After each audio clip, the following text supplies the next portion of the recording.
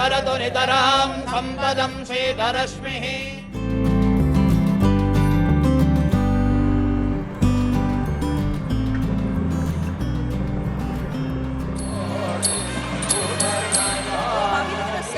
नमस्कार, मैं हूं आपके साथ रोहित। देश को नई संसद भवन मिल गई है। प्रधानमंत्री नरेंद्र मोदी ने नई संसद भवन का उद्घाटन किया और इसे देश को समर्पित किया। इसके अलावा प्रधानमंत्री नरेंद्र मोदी ने सेंगोल भी संसद भवन में स्थापित किया है, जो हिंदू राष्ट्र की एक निशानी है। आपको बता दें कि प्रधानमंत्री नरेंद्र मोदी ने इस पूरे प्रोग्राम के लिए देश के तमाम नेताओं, इसके अलावा साधु संतों को निमंत्रण भेजा था और सभी यहां पर शामिल होने पहुंचे थे। वैदिक मंत्रोच्चार के साथ पूजा पाठ हुई और उसके बाद सेंगोल स्थापित किया गया।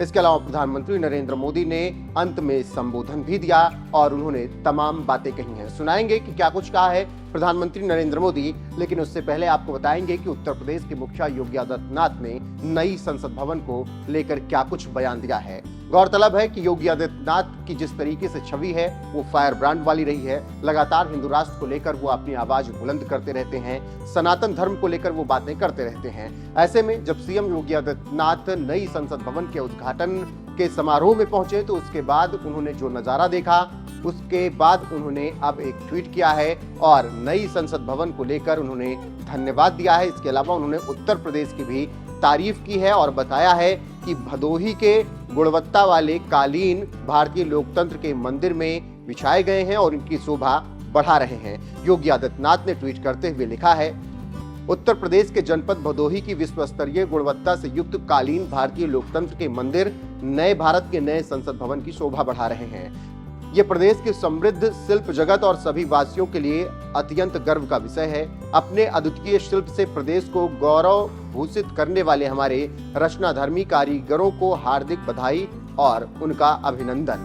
तो उत्तर प्रदेश के मुखिया योगी आदित्यनाथ ने ये ट्वीट करते हुए बताया है कि संसद भवन में जो कालीन लगाई गई है वो उत्तर प्रदेश के भदोही जिले की है और जिन लोगों ने भी इस कालीन को बनाया है उन सभी को सीएम योगी आदित्यनाथ ने धन्यवाद दिया है और उनका अभिनंदन किया है। तो इससे आप समझ सकते हैं कि किस तरीके से नई संसद भवन को लेकर सीएम योगी ने एक ऐसी जानकारी दी जो बहुत लोगों को कम पता थी। वहीं प्रधानमंत्री नरेंद्र मोदी ने नई संसद का उद्घाटन करने के बाद अपने पहले संबोधन में क्या कुछ कहा है वो भी सुन लीजिए। साथ ही योगी आदित्यनाथ के इस बयान पर आपका क्या कुछ कहना है, कमेंट करके हमें जरूर बताएं। जब आजादी का समय आया तब सत्ता के हस्तांतरण के प्रतीक को लेकर प्रश्न उठा था। इसके लिए हमारे देश में अलग अलग परंपराएं रही हैं, अलग अलग रीति रिवाज भी रहे हैं, लेकिन उस समय राजा जी और आदीनम के मार्गदर्शन में हमें अपनी प्राचीन तमिल संस्कृति से एक पुण्य मार्ग मिला था। ये मार्ग था सेंगोल के माध्यम से सत्ता हस्तांतरण का। तमिल परंपरा में शासन चलाने वाले को सेंगोल दिया जाता था। सेंगोल इस बात का प्रतीक था कि उसे धारण करने वाले व्यक्ति पर देश के कल्याण की जिम्मेदारी है और वो कभी कर्तव्य के मार्ग से विचलित नहीं होगा। सत्ता हस्तांतरण के प्रतीक के तौर पर तब 1947 में 1947 में पवित्र तिरुवावड़ुतुरई आदीनम द्वारा एक विशेष सेंगोल तैयार किया गया था। आज उस दौर की तस्वीरें हमें याद दिला रही हैं कि तमिल संस्कृति और आधुनिक लोकतंत्र के रूप में भारत की नियति के बीच कितना भावुक और आत्मीय संबंध रहा है। आज उन गहरे संबंधों की गाथा इतिहास के दबे हुए पन्नों से बाहर निकलकर एक बार फिर जीवंत हो उठी है।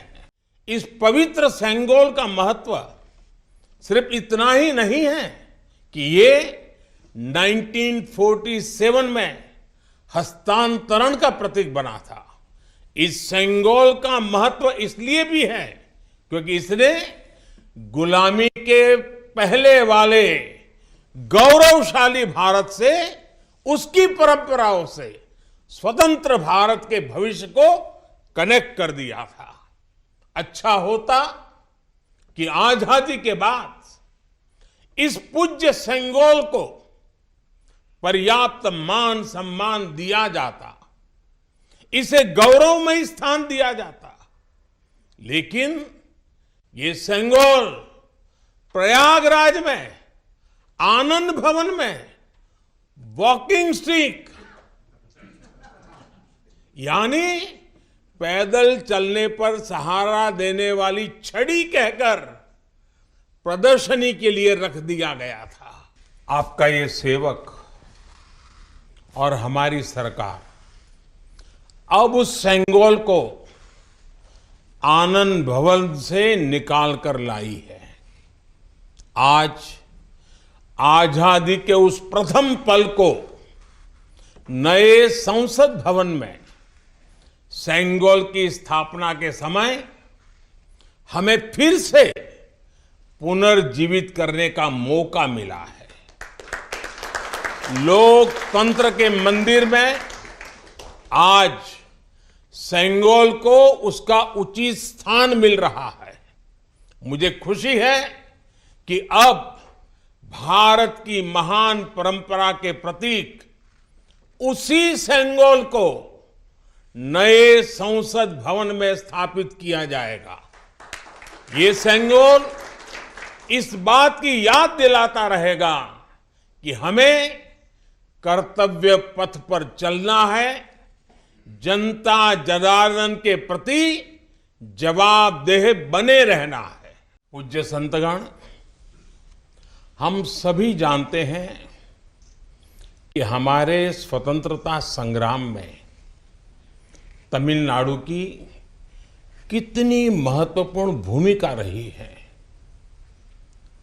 वीर मंगई वेलु नाचियार से लेकर मर्द भाइयों तक, सुब्रमण्यम भारती से लेकर नेताजी सुभाष चंद्र बोस के साथ जुड़ने वाले अनेकों तमिल लोगों तक हर युग में तमिलनाडु भारतीय राष्ट्रवाद का गढ़ रहा है।